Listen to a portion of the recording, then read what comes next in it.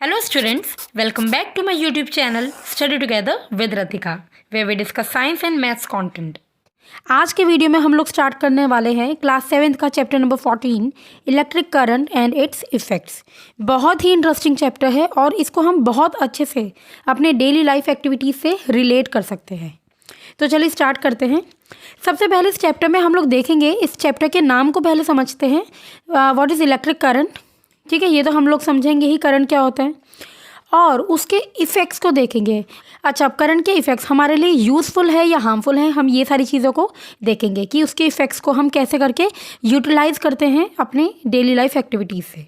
ठीक है, अब इलेक्ट्रिक करंट क्या होता है, जिसको यूज़ करके हमारे घर की लाइटें जलती हैं, हमारे घर में फ़ैन चलते हैं, या जितने भी अप्लायंसेस होते हैं उन सबको हम यूज़ करते हैं बिकॉज ऑफ दिस इलेक्ट्रिसिटी। ठीक है, अब हम देखते हैं कि इलेक्ट्रिक करंट एक्चुअली होता क्या है।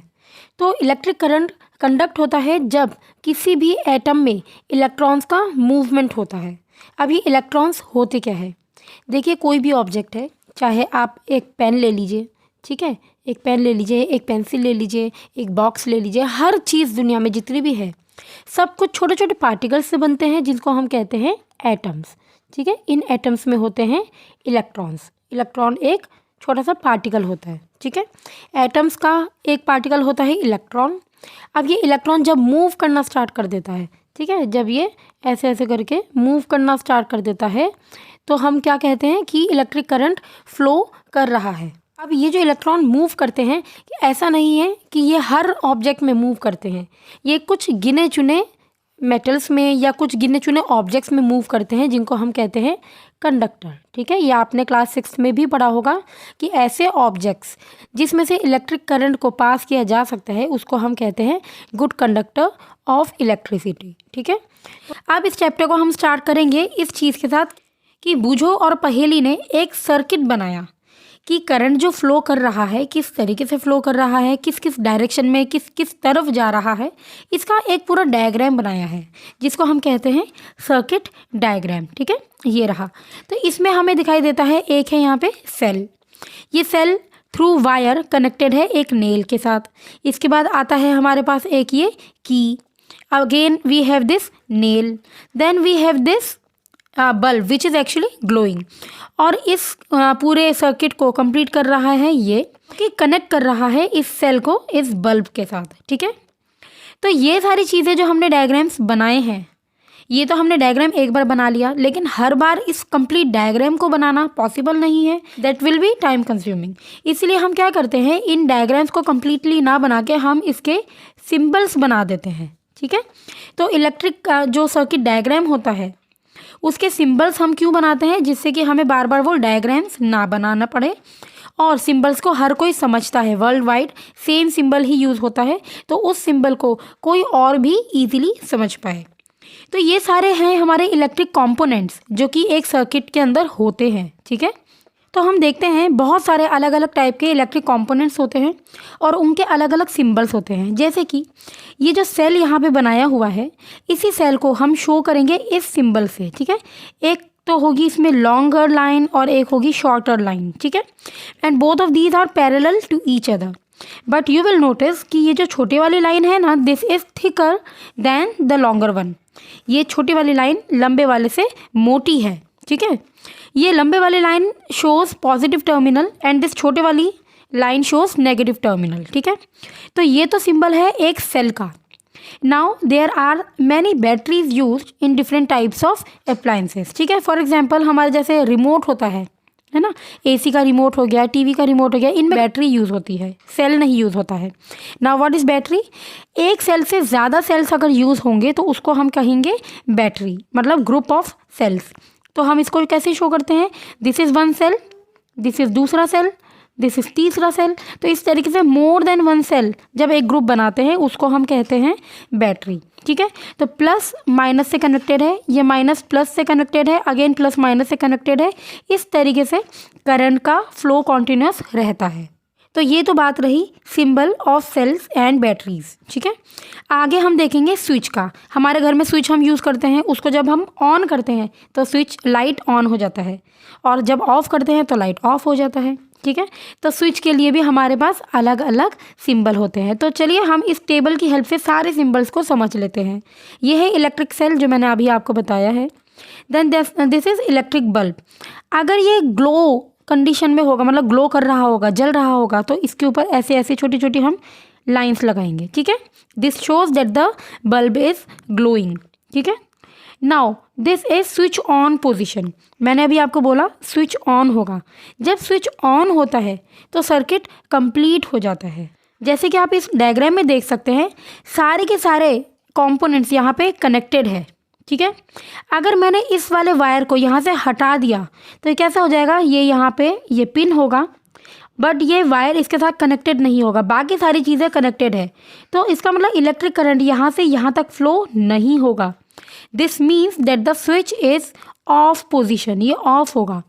और ऑफ को हम इनकम्प्लीट भी कहते हैं, ठीक है, या हम इसको ओपन सर्किट भी कहते हैं। जब ये सर्किट ओपन रहेगा तो इलेक्ट्रिक करंट का फ्लो नहीं होगा and therefore this bulb will not glow. लेकिन इस सिचुएशन में क्या दिखाया गया है, यहाँ पे सर्किट कंप्लीट है, दिस इज क्लोज्ड पोजीशन, ठीक है। क्लोज्ड होने की वजह से पूरा इलेक्ट्रिक करंट फ्लो कर रहा है, जिसकी वजह से बल्ब ग्लो कर रहा है, राइट। तो यहाँ से हमको समझ में आता है दिस इज ऑन कंडीशन, या आप इसको कह सकते हैं क्लोज्ड सर्किट। इस टाइप के सर्किट को आप कहेंगे क्लोज्ड सर्किट या कंप्लीट कहेंगे हम इसको, राइट। और अगर हम बात करते हैं ऑफ पोजीशन की, तो आप यहाँ पे देख के समझ सकते हैं इलेक्ट्रिक करंट यहाँ से यहाँ पे तो फ्लो करेगा, लेकिन ये इलेक्ट्रिक करंट यहाँ से यहाँ पर फ्लो नहीं करेगा and that is why this is known as open circuit, ठीक है, या इनकम्प्लीट भी आप इसको कह सकते हैं। और ऐसे सिचुएशन में कोई भी बल्ब या कोई भी अप्लायंस आपका ऑन नहीं हो पाएगा, okay. Then this is battery. आपको पता है एक सेल, उसके बाद अगर दूसरा सेल है तो इसको हम एक ग्रुप ऑफ सेल्स को कह देते हैं battery. Then this is wire, जो कि मेन लिंक है, जो कि पूरे करंट को हर जगह कैरी करता है, ठीक है। तो दिस इज़ वायर को हम ऐसे ही सिंपल लाइन से शो करते हैं। हमने कुछ ऐसे डिवाइसेस देख लिए हैं जिनमें सेल्स नहीं बैटरीज यूज़ होती है, लेकिन ये एक के बाद एक सेल्स जो लगी हुई होती है, मतलब इनका जो प्लेसमेंट होता है वो कैसे होता है, ये कैसे प्लेस्ड होती है भाई। या तो ये तरीका हो सकता है कि एक ये सेल है, इस सेल के पास ही दूसरा सेल लगा हुआ हो, ठीक है। या तो ये मेथड हो सकता है that the cells are arranged one after the other, तो इलेक्ट्रिक करंट यहाँ से करंट फ्लो कर रहा है, ठीक है। लेकिन ऐसी भी सिचुएशंस होती है जिसमें प्लेसमेंट ऐसे नहीं होता है, the cells are kept parallel to each other. ऐसे सिचुएशन में आपको पता है पॉजिटिव ये है, ये नेगेटिव है, ये भी पॉजिटिव है, नेगेटिव है, तो नेगेटिव पॉजिटिव के साथ कैसे कनेक्टेड होगा। तो फर्स्ट वाला जो सेल है वहाँ पे कुछ मेटल का स्ट्रिप होगा, सेकेंड वाला जो सेल है उसमें भी मेटल का स्ट्रिप होगा, और यहाँ पे एक वायर होगी that will be connecting both the metal strips, जिसकी वजह से current will flow from this negative terminal to the positive terminal and therefore यहाँ से यहाँ पर इस तरीके से एक के बाद एक सेल्स में करंट फ्लो होता रहेगा and therefore the appliance will be switched on जब हम अपने रिमोट को यूज़ करेंगे, ठीक है। तो आप यहाँ पे डायग्राम से देख सकते हैं, यहाँ पे अ बैटरी ऑफ 2 सेल्स और यहाँ पे बैटरी ऑफ 4 सेल्स। लेकिन आप देखिए यहाँ पे देखिए ये है positive, this one is negative, again this one is positive, तो ये नेगेटिव पॉजिटिव के साथ कनेक्टेड है, ठीक है। Similarly this is positive terminal, this one is negative. ये जो वायर है ये कनेक्ट कर रही है पॉजिटिव टर्मिनल को नेगेटिव के साथ, राइट। यहाँ पे भी अगर आप देखें ये है positive and this one is negative, क्योंकि यहाँ पे हमने सेल को ऑपोजिट डायरेक्शंस में रखा हुआ है, तो ये वायर पॉजिटिव को नेगेटिव के साथ ही कनेक्ट कर रही है।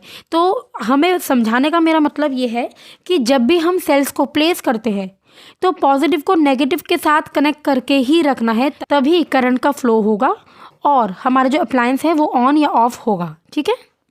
तो अब हम देखते हैं यहाँ पे सेल होल्डर है या दूसरे टाइप का सेल होल्डर है। यहाँ पे आप देखिए एक के बाद एक सेल्स लगाए हुए हैं, इसको हम कैसे होल्ड कर सकते हैं, बाय प्लेसिंग दिस प्लेट। यहाँ पे मेटल की प्लेट है, इसको हम इस तरीके से लगाएंगे कि सेल्स इसके अंदर ही रहेगा, इससे बाहर नहीं निकलेगा। Whereas this is one more arrangement, जिसमें एक सेल के लिए जगह यहाँ पर है और दूसरे सेल के लिए जगह यहाँ पर है। अब आपको यहाँ पे कुछ मेटल प्लेट नहीं दिखाई दे रहा है, लेकिन वो अंदर ही अंदर यहाँ पे मेटल प्लेट्स होते हैं जो कि कनेक्टेड होते हैं दूसरे वाले साइड से, जिसकी वजह से हमारे जितने भी सेल्स होते हैं वो आपस में कनेक्टेड रहते हैं। ठीक है, now we have this activity 14.1। इसमें क्या करना है, तो दिस इज़ इलेक्ट्रिक सर्किट जिसमें हमने एक सेल यूज़ किया है। यहाँ पे हमारे पास एक की है और यहाँ पे है हमारे पास एक बल्ब। ठीक है, ये हमारा एक्चुअली स्विच भी शो कर रहा है जो कि एक कंप्लीट जो अरेंजमेंट है वो शो कर रहा है। ठीक है, हम देखते हैं जैसे ही ये क्लोज्ड सर्किट है तो यहाँ पे बल्ब ग्लो कर रहा है। अब इसी का अगर हमें सर्किट डायग्राम बनाना है तो हम क्या करेंगे, हम कुछ इस टाइप का डायग्राम बनाएंगे। यहाँ पे एक सिंगल सेल है तो we will show this by a diagram. यहाँ पे हमारा स्विच है। ठीक है, ये वाला जो स्विच है ये ऑन कंडीशन में है, that is why this bulb is glowing. ठीक है, अब इस एक्टिविटी में क्या क्वेश्चन पूछ रहे हैं, let's see that. Copy this electric circuit in your notebook, make also circuit diagram of this circuit using symbols for the various electric components. तो हमने डायग्राम बना लिया है। Is your diagram similar to the one shown, तो ये आपको अपने notebook में एक्चुअली बनाना है। ठीक है, और उसके बाद देखिएगा कि आपके बुक के साथ मैच कर रहा है या नहीं। It is much easier to draw a circuit diagram using symbols. Therefore, we generally represent an electric circuit by its circuit diagram. क्योंकि symbols को यूज़ करना बहुत easy है, जल्दी हो जाता है, इसलिए circuit diagram बनाना भी बहुत simple होता है। ठीक है, Figure 14.9 shows another circuit diagram. Is it identical to the circuit diagram shown in Figure 14.8? In which way is it different? अच्छा, हमें देखना है कि 14.9 में जो ये डायग्राम है this is different from 14.8। और ये डिफरेंट क्यों है, because we are able to see here that this is open circuit. ठीक है, ये स्विच ऑफ पोजीशन में है, that is why this bulb is not glowing. ठीक है, would the bulb glow in the electric circuit, recall that the bulb glows only when the switch is in the on position. तो ये मैंने आपको पहले ही समझा दिया है कि अगर हमारा जो सर्किट है वो क्लोज्ड पोजीशन में होगा, क्लोज्ड मतलब ये वाला पोजीशन, तो बल्ब ग्लो करेगा। अगर वो ओपन सर्किट होगा तो बल्ब ग्लो नहीं करेगा। तो आपको ये पता ही होगा फिलामेंट क्या होता है। हमारे बल्ब के अंदर ना एक छोटी सी वायर टाइप की होती है, छोटी सी बिल्कुल, that is known as filament. ठीक है, वो जब हीट हो जाता है, जब वो गर्म हो जाता है इलेक्ट्रिक करंट पास होने की वजह से, तो उसकी गर्मी की वजह से वो हीट प्रोड्यूस करता है, वो लाइट प्रोड्यूस करता है, जिसकी वजह से हमारा बल्ब ग्लो करता है। अगर हमारे बल्ब के अंदर का फिलामेंट ही फ्यूज़ हो जाए या वो टूट जाए तो वो बल्ब किसी काम का नहीं है। ठीक है, तो इसी चीज़ को हम हीटिंग इफेक्ट में पढ़ेंगे, जो कि हम नेक्स्ट वीडियो में डिस्कस करेंगे। यहाँ पे आपको जो लिंक दिखाई दे रहा है उस पर आप क्लिक कर सकते हैं सो दैट आप मोशन एंड टाइम चैप्टर भी समझ सकें। तो चलिए मिलते हैं नेक्स्ट वीडियो में, बाय बाय।